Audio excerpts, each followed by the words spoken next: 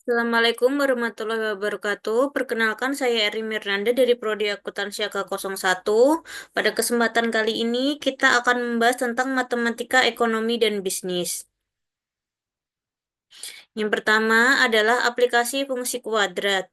Fungsi kuadrat yang memiliki bentuk umum f(x) sama dengan ax kuadrat plus bx plus c ternyata sangat berguna untuk memodelkan dan memecahkan masalah di dunia nyata. Berikut beberapa contoh.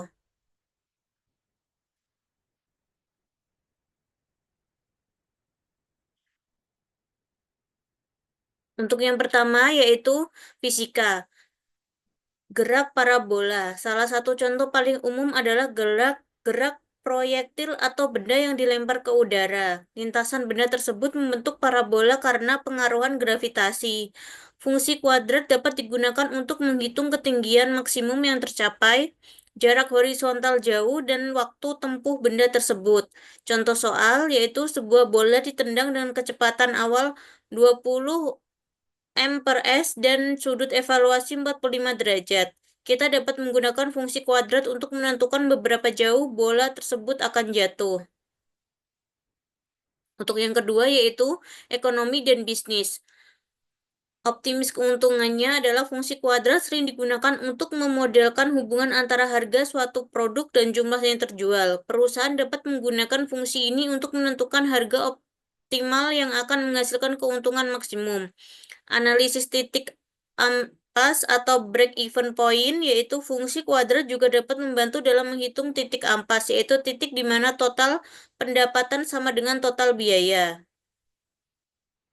Untuk yang ketiga yaitu teknik sipil, desain jembatan dan lengkungan. Bentuk parabola sering digunakan dalam desain jembatan, lengkungan, dan struktur atap karena kemampuannya untuk mendistribusikan beban secara efisien. Selanjutnya yaitu perhitungan luas. Dalam survei tanah dan perencanaan konstruksi, fungsi kuadrat dapat digunakan untuk menghitung luas area yang memiliki bentuk tidak beraturan. Untuk yang keempat yaitu matematika dan ilmu komputer. Untuk optimis algoritma, dalam beberapa algoritma optimis, fungsi kuadrat digunakan sebagai model untuk mencari nilai minimum dan maksimum dari suatu fungsi yang lebih kompleks. Untuk grafika komputer, yaitu fungsi kuadrat digunakan untuk membuat kurva dan permukaan yang halus dalam grafika komputer dan desain visual. Contoh soal penyelesaiannya. Sebuah perusahaan memperkirakan bahwa keuntungan P mereka dalam ribuan dolar terkait dengan jumlah unit atau X yang diproduksi dengan fungsi P dalam kurung X sama dengan minus 0,5 X kuadrat plus 5X min 8. Berapa banyak unit yang harus mereka produksi untuk memaksimalkan keuntungan? Nah, untuk penyelesaiannya, satu, identifikasi koefisien. Dalam fungsi Px sama dengan minus 0,5 X kuadrat plus 5X sama dengan dikurangin 8, jika memiliki A sama dengan 0,25, B 5, dan C 8. Yang kedua, cari vertex. Karena A kurang dari 0, parabola terbuka ke bawah dan memiliki titik maksimum atau vertex. Koordinasi dari X dari vertex dapat ditemukan dengan rumus X sama dengan min B per 2A sama dengan min 5 per 2 kali 0,5 sama dengan 5. Yang ketiga yaitu interpresentasi. Ini berarti perusahaan harus memproduksi 5 unit untuk memaksimalkan keuntungan mereka. Semoga penjelasan ini membantu. Jika Anda memiliki pertanyaan lebih lanjut atau ingin membahas untuk aplikasi lainnya, jangan ragu untuk bertanya.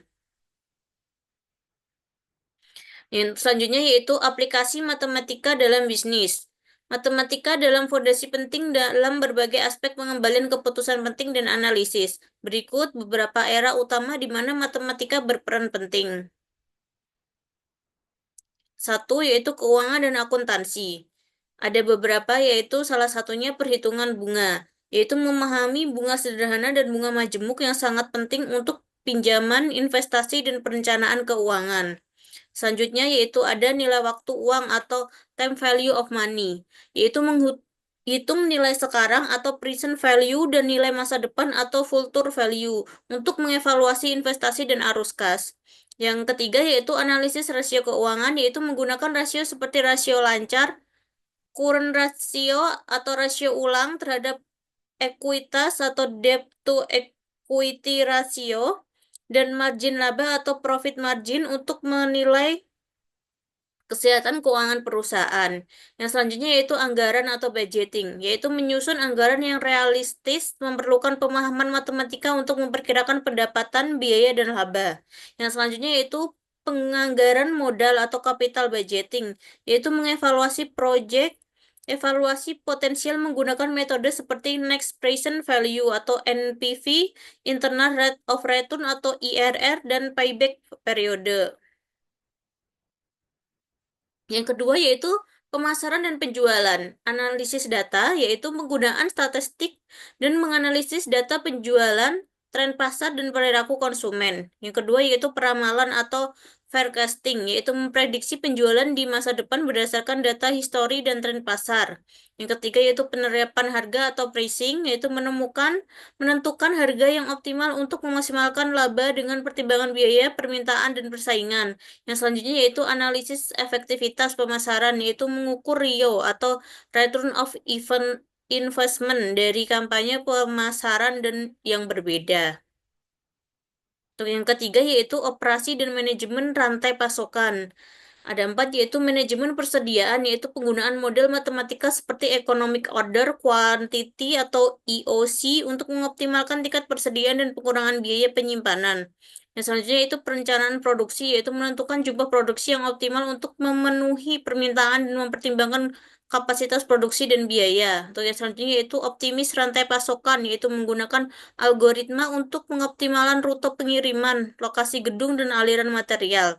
Yang selanjutnya yaitu pengendalian kualitas, yaitu menggunakan statistik untuk memantau kualitas produk dan mengidentifikasi masalah potensial. Nah, untuk yang keempat yaitu ekonomi dan analisis pasar, yaitu analisis regresi, yaitu mengidentifikasi hubungan antara variabel ekonomi, misalnya antara harga dan permintaan. Elastisitas, yaitu mengukur responsivitas permintaan terhadap perubahan harga atau pendapatan. Dan yang selanjutnya yaitu teori permainan atau game teori, yaitu menganalisis interaksi strategis antara perusahaan dalam pasar. Nah, untuk yang kelima yaitu manajemen resiko. Ada tiga yaitu probabilitas dan statistik, yaitu menilai dan mengelola resiko dengan menghitung probabilitas kejadian dan menganalisis data statistik. Untuk pemodelan resiko yaitu pengembangan model untuk mensimulasikan dampak potensial dari berbagai skenario risiko. Untuk yang ketiga yaitu asuransi, yaitu menghitung premi asuransi dan mengelola resiko terkait klaim. Nah, untuk contohnya yaitu retail, yaitu sebuah toko menggunakan analisis data untuk menentukan produk mana yang paling populer dan kapan, sehingga mereka dapat mengoptimalkan penempatan produk dan penawaran promosi yang tepat. Untuk manufaktur, yaitu sebuah pabrik penggunaan model EOC untuk menentukan berapa banyak bahan baku yang harus dipesankan pada pada satu waktu untuk meminimalkan biaya persediaan. Nah, untuk yang ketiga yaitu jasa keuangan. Bank menggunakan model risiko untuk mengevaluasi kelayakan kredit permohonan pinjaman. Nah, untuk kesimpulannya adalah matematika adalah alat yang sangat kuat dalam bisnis. Kemampuan untuk memahami dan menerapkan konsep matematika dapat membantu para profesional bisnis membantu keputusan yang lebih baik, meningkatkan efisien, dan meningkatkan profitabilitas. Mempelajari matematika bisnis atau meminta bantuan dari ahli matematika dapat memberikan keuntungan kompetitif yang signifikan. Demikian yang dapat saya sampaikan. Wassalamualaikum warahmatullahi wabarakatuh.